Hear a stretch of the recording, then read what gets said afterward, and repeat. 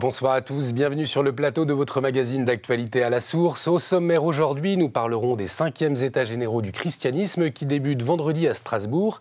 Et puis un autre rassemblement chrétien ce week-end. Nous vous proposons un reportage avant les Semaines sociales de France qui auront lieu à Paris. Enfin, la réaction des évêques de France après la campagne pour l'IVG lancée par le gouvernement.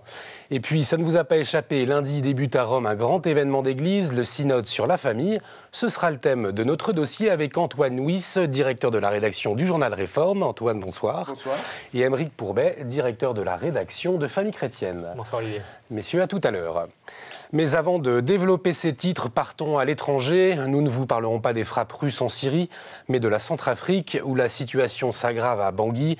Sous la menace de pillards, des milliers de gens ont fui leur domicile. On compte déjà 36 tués. Pour mieux comprendre ce qui se passe, nous avons joint par téléphone le père Patrick Mbea, supérieur des Spiritains à Bangui. On l'écoute.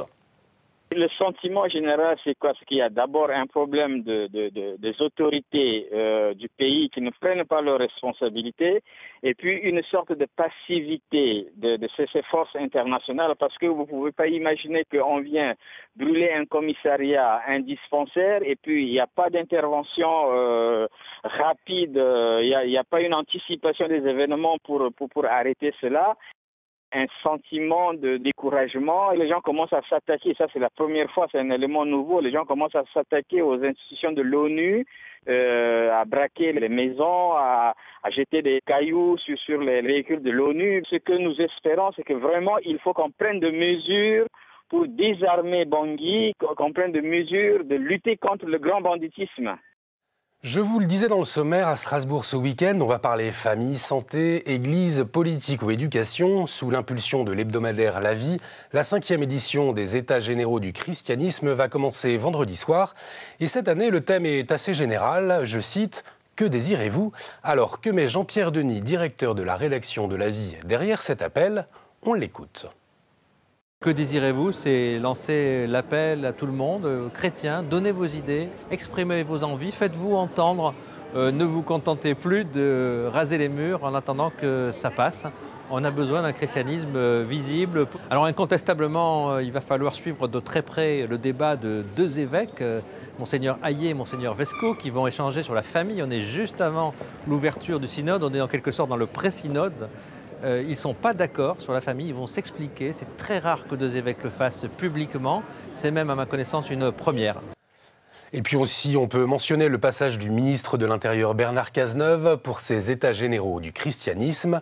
Preuve que les politiques s'intéressent à l'Église, surtout dans cette période préélectorale. Mais il n'y a pas qu'à Strasbourg que les chrétiens vont réfléchir ce week-end. L'UNESCO à Paris accueille les Semaines sociales de France les 2, 3 et 4 octobre. L'idée est d'imaginer le monde de demain avec, je cite, justice et fraternité. Des associations participent à l'événement. Parmi elles, Pierre d'Angle, sa mission, aider les plus démunis à découvrir l'Évangile et l'Église. Nous sommes allés à la rencontre de l'une de ses membres, qui d'ailleurs va parler aux Semaines sociales. Elle s'appelle Geneviève, elle a vécu dans la précarité et elle nous raconte son histoire. Portrait à Rennes.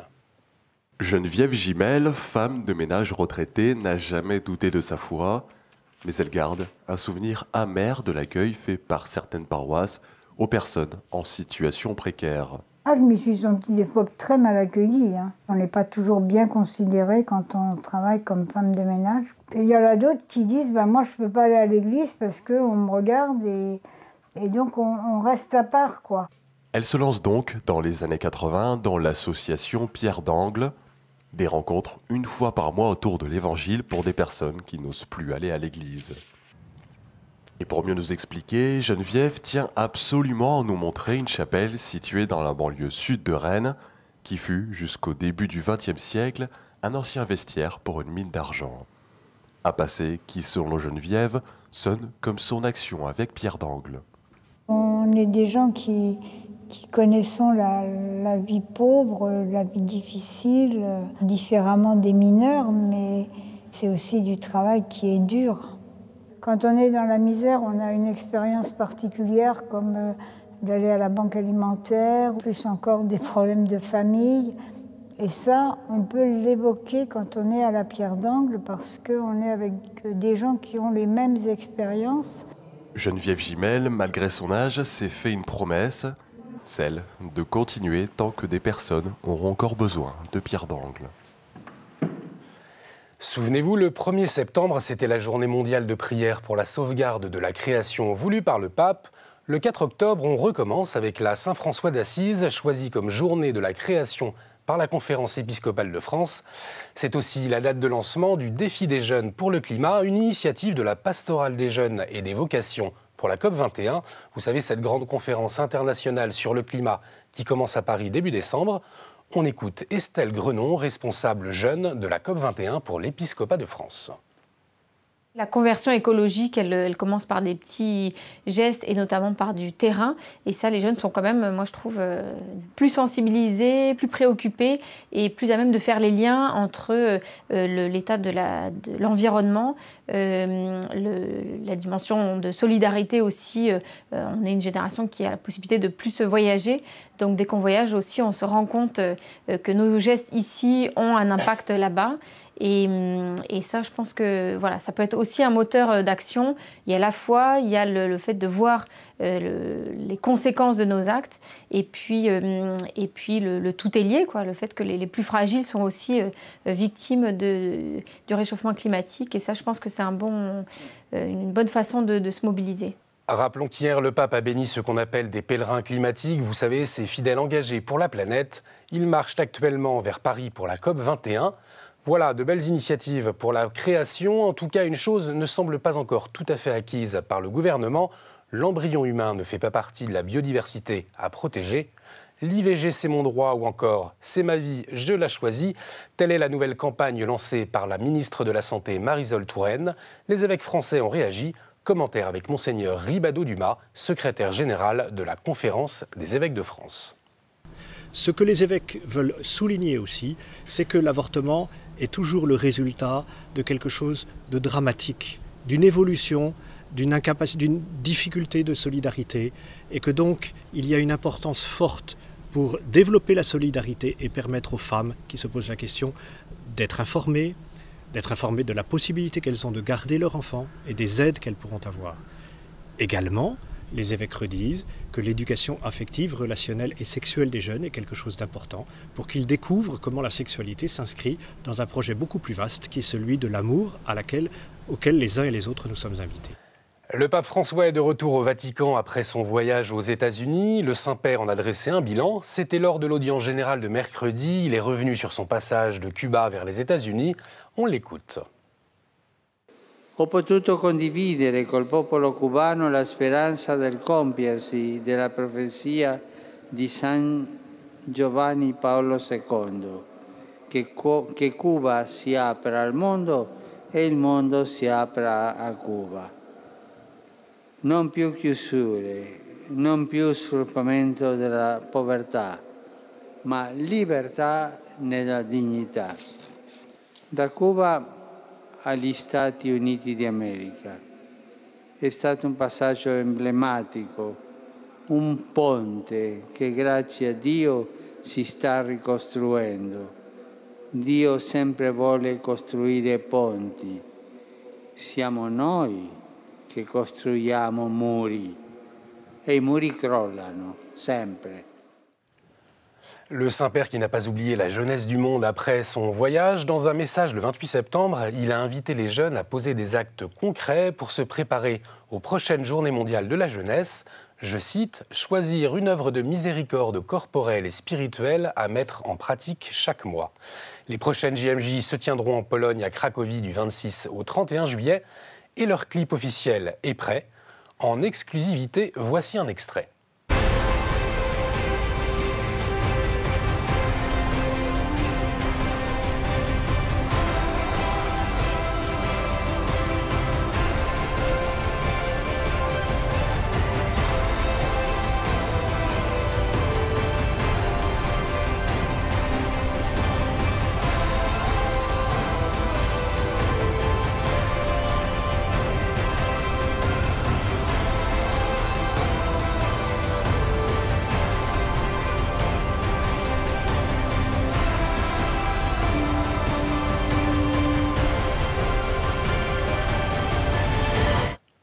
Et puis on termine avec le feuilleton Ainsi soit-il qui entame sa 3e saison sur la chaîne Arte.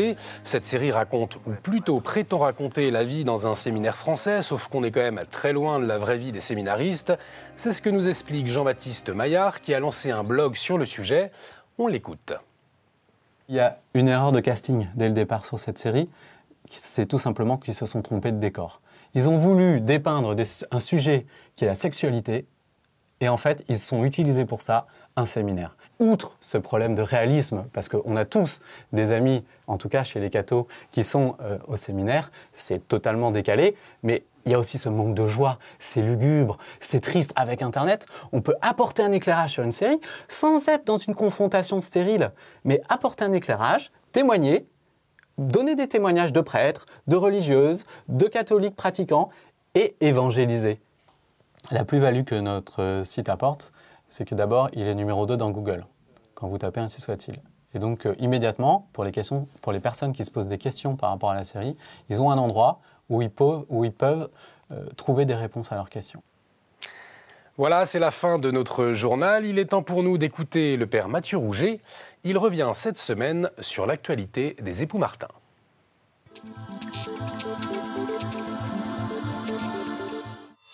Nous fêtons en ce jour Sainte Thérèse de l'Enfant Jésus et de la Sainte Face, Sainte Thérèse de Lisieux. Et dans un peu plus de 15 jours, le pape François va canoniser ses parents, Louis et Zélie Martin, en plein synode sur la famille. Cette canonisation pourrait sembler un peu décalée dans le contexte d'aujourd'hui. Compte en effet à dire à nos contemporains, cette dentelière et cet horloger du XIXe siècle, qui ont vécu dans une petite ville de Normandie et dont toutes les filles sont devenues religieuses. Louis et Zélie Martin, en réalité, ont vécu avec beaucoup de profondeur et d'authenticité humaine les joies et les difficultés des familles d'hier et d'aujourd'hui. La nécessité de s'adapter à un contexte économique mouvant, les difficultés psychologiques d'un de leurs enfants, Léonie, une des sœurs aînées de Sainte Thérèse de l'Enfant Jésus, et puis aussi la séparation du veuvage. Mais surtout, Louis et Zélie Martin, unis dans le mariage et la sainteté par une double canonisation le même jour, manifestent à quel point le mariage, le couple, la famille sont des chemins de sainteté. Le synode qui va s'ouvrir dimanche prochain ne cherchera pas seulement à résoudre un certain nombre de problèmes, de difficultés des familles contemporaines. Il aura surtout à aider tous les couples, toutes les familles à progresser sur le chemin de la sainteté, c'est-à-dire sur le chemin du témoignage rendu à l'amour lumineux de Dieu dont le monde contemporain a tant besoin. Nous pouvons dès maintenant invoquer les presque saints Louis et Zélie Martin pour la fécondité de ce synode. Merci Père Rouget. Place maintenant à notre revue de presse.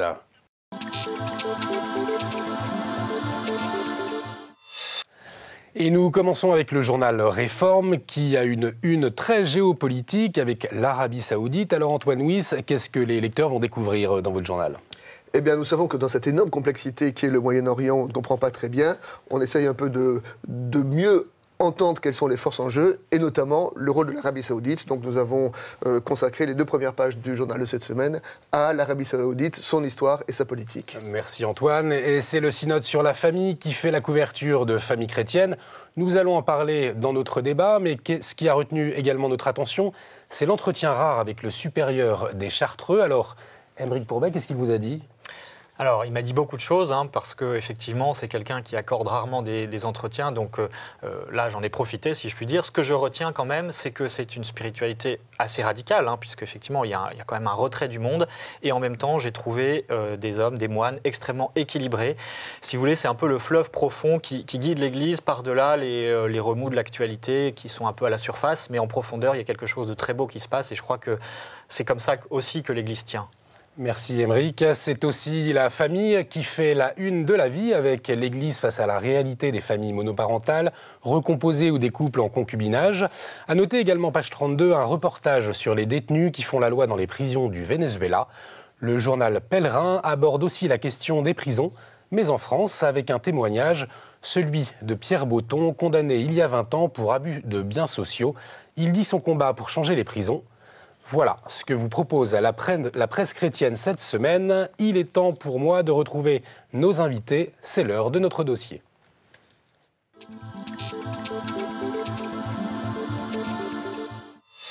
Du 4 au 25 octobre, les cardinaux et évêques venus du monde entier sont réunis en synode à Rome pour travailler sur la vocation et la mission de la famille. Ce synode a déjà fait beaucoup parler de lui. Ce matin encore, une dépêche nous apprenait qu'une quarantaine de prélats, comme le cardinal Caffarra, et de laïcs comme le philosophe Thibaut Collin, rappelaient que le synode n'avait pour but de changer la doctrine. C'était dans un congrès hier à Rome. On voit que le débat est lancé. Et on va en parler du synode avec nos deux éditorialistes, Antoine Nuis, directeur de la rédaction de Réforme, bonsoir. Bonsoir Olivier. Aymeric Pourbet, directeur de la rédaction de Famille Chrétienne, bonsoir. Alors pour commencer, une première question, Aymeric, est-ce que vous pouvez juste nous rappeler un petit peu le contexte? Dans quel contexte va se jouer ce synode? Est-ce que vous pouvez nous faire un petit rappel?